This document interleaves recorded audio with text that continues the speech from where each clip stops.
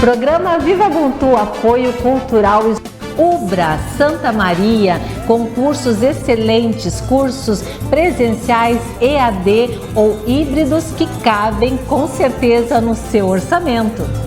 Encrespando Estética Capilar. A beleza é o bem-estar dos seus cachos. Avaliação, detox, revelador de cachos, nutricortes, transformação de cachos. Você vai ficar linda. Clínica Algo Mais, multiprofissional. Psicólogos, nutricionistas, fisioterapeutas, psicopedagogos, terapeutas ocupacionais. Profissionais excelentes e comprometidos para cuidar da sua saúde.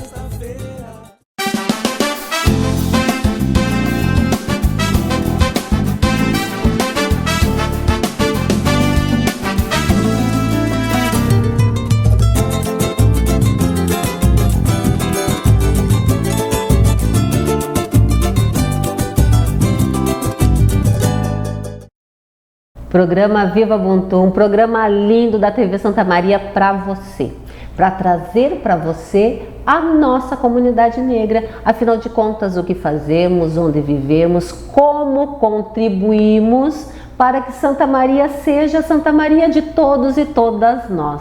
Então é muito importante a sua presença, você que está aqui conosco acompanhando o Viva Ubuntu. E eu tenho a felicidade de estar com o Anderson aqui comigo, que eu conheci. Anderson, eu conheci assim no momento de luta.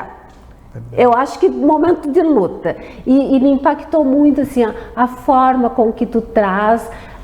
Confesso que uma certa leveza até para toda a nossa problemática, principalmente voltada ao racismo e à discriminação, mas que tu consegues, talvez até pela tua formação, pela tua profundidade teórico-prática, né, tu consegues fazer com que a gente circule e converse sobre todos os assuntos de uma forma mais leve. Muito obrigada por você ter aceito estar aqui conosco.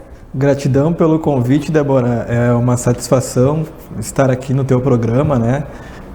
Acho que é um exercício fundamental para a nossa comunidade também se ver representada, né, nos espaços da mídia, e venho acompanhando também o seu trabalho aqui na cidade e admiro bastante, né, o que você tem feito. Realmente nos conhecemos num momento de luta, né? Que foi um momento bastante emblemático, né, na nossa Universidade Federal de Santa Maria. E seguimos, né, na luta. Na luta. Anderson, a tua família é daqui? São santamarienses? Tu se criou aqui, criado, nascido, ou tu veio de fora? Não, a minha família é de São Pedro do Sul, aqui município vizinho, né? Que chegou a pertencer a Santa Maria e depois se emancipou. Mas minha família é de origem materna e paterna, toda ali de São Pedro do Sul. Eu nasci, né, por uma contingência, assim, eu nasci em Novo Hamburgo, porque na época os meus pais tinham ido trabalhar na indústria calçadista lá, que era um momento muito forte, né, e não tínhamos muito alternativas de emprego aqui. Então eu acabei nascendo lá. Só que, né, por um motivo de saúde, minha mãe teve um grave problema de saúde na época, e eu acabei voltando para São Pedro do Sul para ficar com a família do meu avô. Então, ali em São Pedro, vivi de 1 mês e 15 dias, que sempre me contam essa história, né, até os 17 anos, que foi o momento em que eu ingressei na Universidade Federal de Santa Maria, e então me mudei para Santa Maria. Então, tu és daqueles estudantes que vêm literalmente saído do ensino médio direto para dentro da universidade. Sim, saí direto do ensino médio para a universidade. Anderson, e como é que é fazer essa transição? Sabe que eu não estudei em universidade pública. Não? Eu não tive essa felicidade, não. Eu acho que isso é uma falta que eu tenho. Eu tenho que fazer o doutorado. Vou fazer o doutorado na Universidade Federal de Santa Maria de qualquer jeito. Isso aí, está convidado. Para mim poder desfalar isso que eu falo. Sim. Porque eu estudei em instituição privada. Então é diferente, né? Eu morava em Santa Rosa, não tinha. Mas vim para a universidade, principalmente sair de uma cidade, vim para Santa Maria, para dentro da universidade, isso é uma mudança total da vida da pessoa. Com certeza, foi assim uma mudança muito importante na minha vida, né, em múltiplas dimensões, assim, né? Até a gente pode falar mais sobre isso, né? Mas, primeiramente, né, agora a gente tem a oportunidade de falar um pouco mais sobre a nossa trajetória, a história de vida, né? E foi assim, chegou num certo momento da minha adolescência que se tornou um sonho para mim vir estudar na Universidade Federal de Santa Maria. E aí teve todo um esforço, né, tanto meu, pessoal, mas também da minha família, para que a gente conseguisse, porque eu ingressei aqui na época em que tinha um programa específico, que se chamava PEIS, tá? Que era um processo seletivo seriado, né, ao longo do ensino médio que você ia fazendo para ingressar na universidade. Então eu já desde o primeiro ano do ensino médio já comecei a desenvolver esse sonho, né, de estudar na universidade. Sempre fui muito estimulado pela minha família a, assim, ir atrás daquilo que eu desejava, né, apesar das dificuldades financeiras que nós tínhamos. E foi a partir daí que eu fui construindo, né, essa busca e acabei conseguindo ingressar já no primeiro processo, né, que eu fiz, eu ingressei. Eu não sabia muito bem o que eu queria fazer. Eu ia perguntar como é que chegou na geografia. Não, porque assim, né, durante todo o meu ensino fundamental e no ensino médio também, eu gostava bastante, eu era muito bom em química, física e matemática. As ciências humanas era uma coisa assim que eu não gostava muito, os professores não eram muito estimulantes também. E foi só depois, no ensino médio, que eu comecei a me interessar mais pelas ciências humanas, né? E aí, primeiro, mais pelas ciências sociais, assim, a geografia sempre estava presente também. E aí, com esse processo, a gente tinha duas oportunidades. Tu podia fazer o PEIS até chegar à redação do vestibular e tu podia fazer o vestibular. E quando saiu o ponto de corte, tu escolhia o que tu ia fazer. Se tu ia tentar o ingresso pelo PEIS ou pelo vestibular. Daí, como eu gostava das duas áreas, ciências humanas, passei a gostar das duas, né? Aí lá no PEIS eu tava, eu acho que eu gosto de ciências sociais, porque eu também tinha umas irmãs, uns colegas meus que faziam ciências sociais, e eu achava aquilo interessante, nem sabia o que era, mas eu achava interessante. Eu também gostava da geografia, ela estava no segundo plano. E aí, com o processo do vestibular, eu fui para ciências exatas. Eu decidi fazer o vestibular para engenharia elétrica. Meu Deus! E aí, quando fiz a seleção do vestibular, e daí não passei no ponto de corte, né? Daí ficou a opção do PEIS. E aí eu estava ali entre as ciências sociais e a geografia, e acabei escolhendo pela geografia. Acho que um pouco mais também influenciado pelos meus professores, que eram referências também significativas assim para mim, né? Eu gosto muito de geografia e história. Eu ia para a história, né? Se no meu vestibular eu queria fazer direito, mas se eu não passasse no direito minha segunda opção era história. Mas eu sempre gostei da geografia humana. Eu gostava muito. A geografia em termos de localização das coisas não era muito, mas a localização e o movimento das pessoas, isso me interessava. Isso eu achava. Sim. Essa também era a parte que mais me chamava a atenção, né? A gente, depois com o curso, eu fui aprendendo mais, né? A gente que é geógrafo, a gente nunca dissocia uma coisa da outra, mas acaba priorizando nos seus estudos, né? Eu me foquei mais, né, na minha formação na geografia humana, tanto que sou professor desta área, né, agora aqui na universidade. Então sempre me foquei mais nessa área, mas a gente nunca deixa também de refletir sobre os aspectos ambientais que são importantes, né, na configuração de uma sociedade.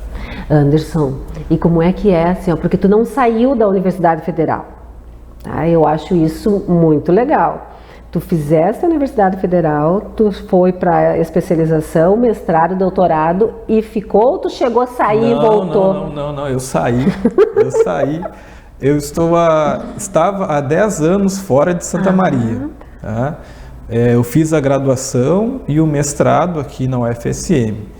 Depois, quando eu terminei o mestrado, eu comecei a trabalhar, né? Eu passei como professor substituto na Unipampa. Então eu trabalhei um tempo lá na fronteira com o Uruguai, no campus de Jaguarão, da Universidade Federal do Pampa. Fiquei um tempo lá, assim, não me adaptei muito, e daí eu decidi voltar para São Pedro, para casa dos meus pais, para me preparar para fazer o doutorado, que era uma coisa que já estava na minha ideia desde que eu tinha terminado o mestrado, né? Aí passei esse tempo como professor lá, voltei, fiquei lá refletindo onde é que eu vou fazer, né?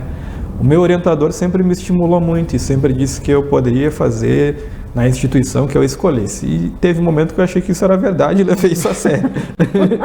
E aí eu escolhi fazer o doutorado no Rio de Janeiro. Aí eu fiz na Universidade Federal Fluminense, que fica ali em Niterói. Então eu saí em 2014, né? E aí o doutorado durou 4 anos, mais ou menos. Que aí eu ficava, né? O primeiro ano eu fiquei inteiro lá no Rio de Janeiro. E depois eu ficava entre o Rio de Janeiro e o Rio Grande do Sul, porque a minha pesquisa de tese era aqui, então eu ficava nesse trânsito, né? Mas eu não ficava muito em Santa Maria, ficava mais na casa dos meus pais, em São Pedro do Sul, ou com a minha companheira, que na época morava em São Leopoldo. E aí, que pesquisa tu fizesse no teu doutorado? Sim, vamos perguntar, né? Já estamos com o professor, vamos tratar de aprender. E aí? Sim. Então, sempre os meus estudos assim, né, começaram a problematizar a questão agrária, né? Eu pesquisava muito esse tema, mas aí chegou no doutorado e eu já estava meio saturado disso. Eu queria mudar um pouco. Só que daí, quando a gente está sempre, né, fazendo esses trabalhos de dissertação e tese, tu está sempre elaborando um problema de pesquisa, né? Tipo, tu termina lá, esses dias eu estava falando para os meus alunos que eu dou aula de metodologia para eles, né? Eu falei, olha, vocês quando terminam uma tese e daí vem lá a arguição, ele vai te dizer, olha, o teu problema ainda não está bem definido. Então, essa questão do problema de pesquisa é sempre uma questão. Mas aí quando fui fazer o doutorado, eu procurei fazer uma reflexão que tinha a ver com a minha própria ancestralidade, com a minha família, né? Chegou no momento em que eu me dei conta que o que eu estava trabalhando estava muito vinculado com a minha trajetória, com a minha ancestralidade familiar, vamos dizer assim, né? Porque a tese que eu escrevi é sobre os rincões do Brasil meridional. Esse é o título, né? Eu estou tentando transformá-la num livro, tá? Para sair. Mas em que eu procuro estudar como que as populações camponesas, negras, indígenas sobrevivem ao redor, né, de uma formação marcada pelo latifúndio aqui na nossa região da Campanha Gaúcha, na metade sul do Rio Grande do Sul. Então eu estudei as populações que vivem nessas localidades, que são chamados rincões, né? Que são espaços distantes do espaço urbano, isolados, precarizados, mas em que ao mesmo tempo, né, esses sujeitos conseguem resistir e desenvolver uma territorialidade naquele espaço, né? Então eu estudei essas populações, né, subalternizadas a esse regime, né, da estância, do agronegócio. E isso tem muito a ver com a história da minha ancestralidade familiar, principalmente por parte da minha mãe, do meu avô, dos meus bisavós, né? Porque eles vêm de uma realidade como esta, né? O meu bisavô, o Odócio Machado, e a minha bisavó, Diamantina, eles vêm do interior de uma localidade aqui em São Pedro do Sul chamada Chiriquá. Nossa, que é uma localidade que tem um nome indígena. Eu quero saber dessa localidade aí, a gente vai fazer um intervalinho, a gente já volta. Tá bom. Programa Viva Ubuntu, apoio cultural Estúdio Ubra Santa Maria, com cursos excelentes, cursos presenciais, EAD ou híbridos que cabem com certeza no seu orçamento. Encrespando Estética Capilar. A beleza é o bem-estar dos seus cachos. Avaliação, detox, revelador de cachos, nutricortes, transformação de cachos. Você vai ficar linda. Clínica Algo Mais, multiprofissional. Psicólogos, nutricionistas, fisioterapeutas, psicopedagogos, terapeutas ocupacionais, profissionais excelentes e comprometidos para cuidar da sua saúde. Triste? Angustiado? Cheio de problemas e sem ninguém para conversar? Então disque 188. 188 é o novo número de atendimento telefônico do CVV, Centro de Valorização da Vida. De orelhão, celular ou telefone fixo, a ligação é gratuita e funciona 24 horas todos os dias. Ligue 188 e receba apoio emocional. Desmatamento? O que é que eu tenho a ver com isso?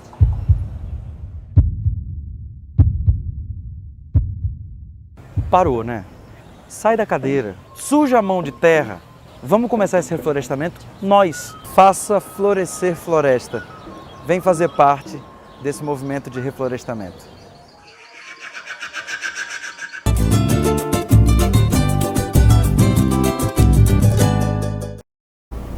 Programa Viva Ubuntu hoje conversando com o professor Anderson e sabendo tudo sobre a tese do professor.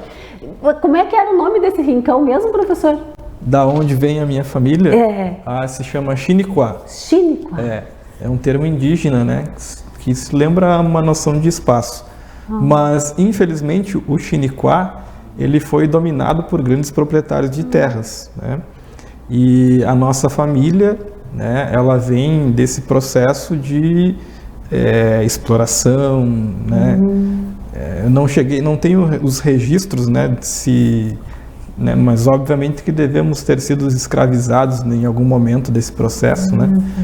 Mas eu consigo alcançar um pouco até a história dos meus bisavós, né, que o meu bisavô ele era uma espécie de peão, né, que trabalhava nessas grandes estâncias, e ele era um peão tropeiro, né, que ele ficava responsável por arrebanhar o gado e levá-lo até os entrepostos de comercialização, né? E a minha bisavó com os trabalhos mais vinculados a casa, o cuidado com os filhos, né? Eram desse espaço e com esse tipo de trabalho. E essa história o meu avô sempre me contou, né? Porque ele, desde a infância dele, acompanhava o meu bisavô na sua tropeada. Então ele me falava, né? Até ele tem as indumentárias guardadas.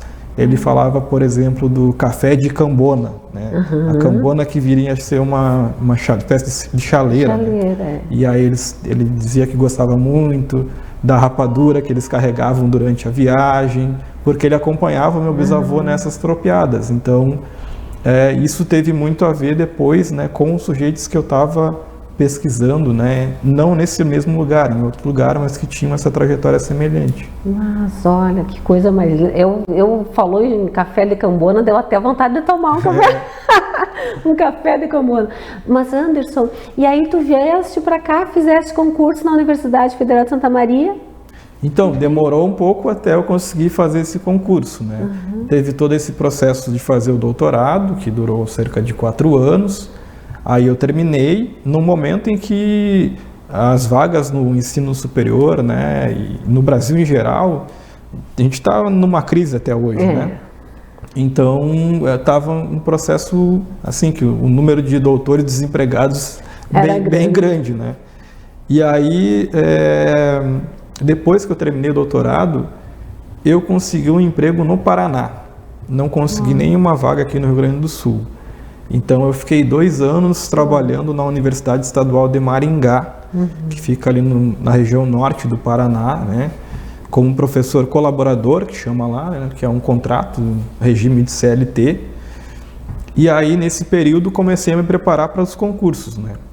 Então tinha um concurso na UNB que tinha aberto, me inscrevi, aí outro, e depois que abriu esse aqui de Santa Maria.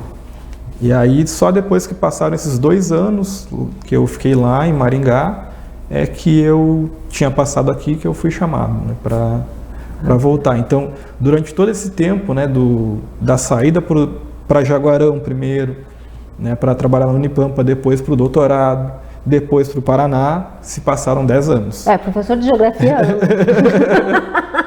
Professor de geografia, E Anderson. aí eu voltei para Santa Maria em 2021. Mas Anderson, como é que é voltar para essa universidade como professor? É muito significativo, assim, Eu né? acho, Porque a gente né? tem uma memória afetiva muito grande, né? Com relação à universidade. E assim, hoje eu sou colega do meu orientador, né? Então também é uma coisa bem... A gente tem um afeto muito grande, assim, né? Ele, né, o professor César de Davi sempre foi um grande incentivador para mim, me apoiou em momentos difíceis e hoje a gente celebra, né, por estamos trabalhando juntos, né, na mesma sala, inclusive. E muitos, né, muitos dos meus professores são meus colegas também, né, porque essa geração ali daqueles que foram meus professores ainda não se aposentaram, então muitos são colegas. E tem toda a trajetória e a história de lutas, porque eu me envolvi bastante, né? Tu falou isso no início, mas eu desde a minha adolescência tenho, né, um envolvimento com as lutas sociais e depois, né, com a minha identidade negra, com o movimento social negro. Então, também é bastante significativo nesse sentido, porque hoje também estou desenvolvendo, né, nós estamos desenvolvendo um trabalho importante, né, nesse sentido de reconhecimento da nossa população também dentro da universidade, né, que é um espaço, né, os dados falam por si só, temos muito poucos colegas negros, colegas indígenas, né, então a gente também tem feito um trabalho de discussão nesse sentido. Vou fazer uma propaganda aqui através do Núcleo de Estudos Afro-Brasileiros e Indígenas, que desde que eu voltei, né, a gente tem trabalhado e agora eu fui convidado a ser coordenador do núcleo. Mas esse é um trabalho muito importante. E eu acho assim, que é um trabalho que tem campo para fazer. Tem campo para fazer. Sim, tem muita coisa para fazer. Muita coisa e pouca gente, mas a gente está tocando. Mas eu também observo assim, o que aconteceu agora ultimamente, né, na universidade. A forma com que a universidade se colocou diante do fato é muito importante, porque a universidade pode dizer, ocorreram atos racistas na Universidade Federal de Santa Maria. Não é na universidade, foram alunos da universidade. Ao fazer isso, a universidade se recolhe e diz, eu não tenho nada a ver com isso.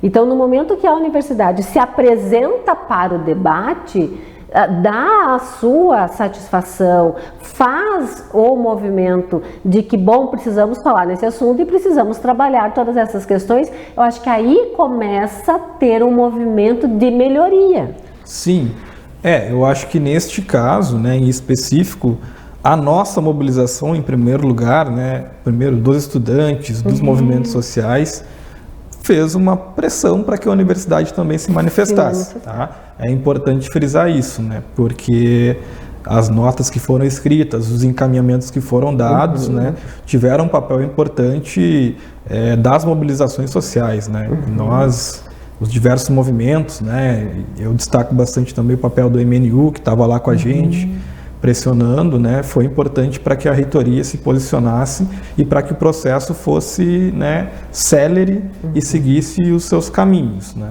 Mas nós afirmamos que precisamos avançar mais, né, e a gente está numa discussão muito forte para que a UFSM tenha, assim, uma política, ela tem várias políticas de ação afirmativa, né, mas essas políticas ainda são um pouco setorizadas, vamos dizer assim, né. E a gente está numa discussão de buscar a elaboração de uma política unificadora, né, de promoção da equidade racial dentro da instituição. Então, esse é um dos debates que nós estamos aí, né, iniciando e que esse momento também foi importante para colocar essa questão em debate, né, porque são muitos aspectos que precisam ser tratados para que a universidade, de fato, nos acolha enquanto negros e negras, enquanto povos indígenas também, né? E tem muitas dimensões ainda a serem tratadas, né? Que a instituição ainda não dá conta disso. Eu acho que realmente tudo funciona, ou a maioria das coisas funcionam na pressão. Pelo menos essa é a história de todas as conquistas que nós tivemos do povo negro no Brasil, só ocorreram depois de muita mobilização, depois de muito manifesto, para que as coisas mudem. E a universidade não vai acaba não sendo muito diferente nesse sentido. Mas o trabalho que vocês estão desenvolvendo agora é fundamental.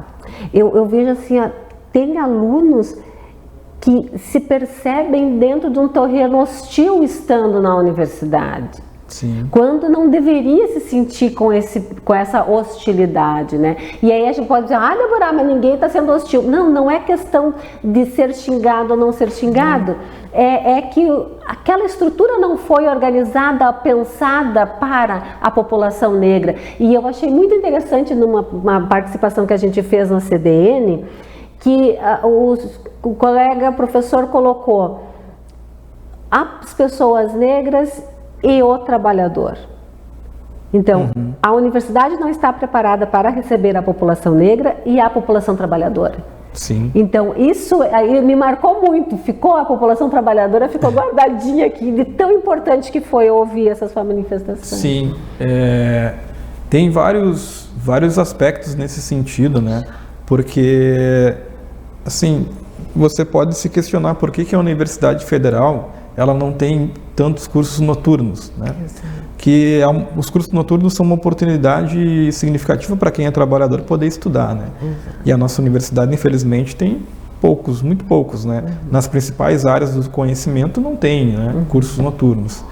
Então, a gente acredita, a universidade, como você falou, não foi pensada para nós negros, não foi pensada para os indígenas, não foi pensada para os trabalhadores, foi pensada para uma outra classe social, né? A gente nem precisa mencionar. Então a gente está aí cavando brechas num espaço que é hostil, como tu colocou muito bem, para nós, né? E isso tem uma série de consequências e uma série de lutas que são necessárias travar para que a gente seja de fato acolhido de forma integral na instituição, né? Mas a gente avançou bastante nos últimos 10 anos, eu acho, né? Porque hoje, se tu circula pelo campus, né, tu vai perceber muito mais a presença dos negros e negras, a presença dos indígenas, né? Há uma diversidade maior que foi também produto de uma luta travada pelo movimento social negro lá em 2006, 2007, quando nós implementamos o primeiro programa de ações afirmativas da UFSM, antes ainda da lei nacional, né, que vem em 2012. Então tem todo esse processo, né, e eu acho que a gente está cada vez mais se reconhecendo, né, tanto na universidade quanto na sociedade, né? Eu estava olhando os dados aqui de Santa Maria, né, se tu observar, a gente não comenta muito isso, mas eu, assim como geógrafo, fico um pouco atento, porque se tu observar, a população de Santa Maria vem crescendo, tá? Hoje a gente está com cerca de 285 mil habitantes, né? Mas também vem crescendo o número de pessoas que se autodeclaram como pretos e pardos, né? Se tu olhar lá desde a década de 90 até agora, esse percentual vem crescendo, né? E eu acho que isso é produto da nossa luta, né? E de espaços como este, porque eles fazem com que as pessoas possam se reconhecer, né? E assim a gente vai, né, construindo a nossa identidade, a nossa consciência e o nosso reconhecimento, que é fundamental para a gente estar integrado numa sociedade, infelizmente, desigual como a nossa. Olha só, o nosso tempo já é exíguo, mas muito obrigada, professor Anderson, por vir aqui, por conversar conosco, compartilhar as suas histórias de vida. Adorei saber da tese do doutorado. É muito importante, sim, a gente ouvir como as pessoas constroem as suas trajetórias, porque é isso que faz com que outras pessoas vão olhar para ti, mas olha, eu também vou ir por esse caminho, também é um caminho interessante. Muito obrigada pela sua participação, pela sua presença e pelo seu trabalho na Universidade Federal de Santa Maria. Gratidão, Débora, eu que agradeço, né, a oportunidade de estar aqui e deixo uma mensagem para a nossa comunidade, né, que a gente possa ser aquilo que a gente deseja ser, né? Sejamos professores, sejamos doutores, né, possamos cada vez mais desenvolver e mostrar para a sociedade que nós estamos contribuindo com o seu desenvolvimento, né? Então, muita gratidão. Ubuntu. Obrigada. Você que está aí nos acompanhando, compartilhe o nosso programa para que outras pessoas também vejam a riqueza que é a nossa comunidade negra Santa Maria. Viva Ubuntu, professor. Viva Ubuntu. Programa Viva Ubuntu, apoio cultural Ubra Santa Maria, com cursos excelentes, cursos presenciais, EAD ou híbridos que cabem com certeza no seu orçamento. Encrespando Estética Capilar. A beleza é o bem-estar dos seus cachos. Avaliação, detox, revelador de cachos, nutricortes, transformação de cachos. Você vai ficar linda. Clínica Algo Mais, multiprofissional. Psicólogos, nutricionistas, fisioterapeutas, psicopedagogos, terapeutas ocupacionais. Profissionais excelentes e comprometidos para cuidar da sua saúde.